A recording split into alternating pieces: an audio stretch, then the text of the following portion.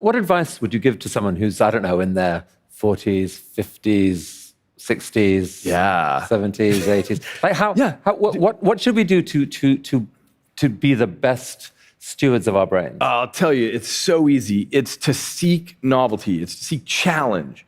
So the key is, for most people as they get older, they, whatever, their lives shrink, they watch Jerry Springer, they do whatever they're doing. But the key is challenge yourself. So there's this study that's been going on for decades. You may know about this called the Religious Orders Study, where a whole bunch of nuns in convents volunteered to give their brains upon their death. So what happened is the researchers started examining these, the histological samples, and realized that some fraction of these nuns had Alzheimer's disease, and their brains were physically getting chewed up with the Alzheimer's, and yet nobody knew it when they were alive. They just weren't showing the cognitive deficits. Okay, so led to a big understanding that what was going on was they lived in the convents till the day they died. They had social interaction, they had chores and responsibilities, they played games, they had conversations, they were doing all kinds of stuff.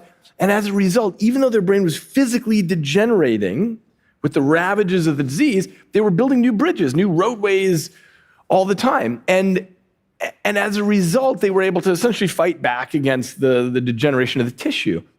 This is the important thing, is to always seek challenges. Go ahead. No, I was going to say, is it challenges that themselves vary? So if someone finds doing a crossword challenging, but they do it every day and keep doing it, is that good, or is that actually, or playing bridge every week or something like that? Or is it actually much better to mix that up and actually, no, I'm going to travel to a new place and whatever? As soon as you get good at the crossword puzzles, you got to drop that and do something that's hard. The key is to be between the levels of frustrating but achievable.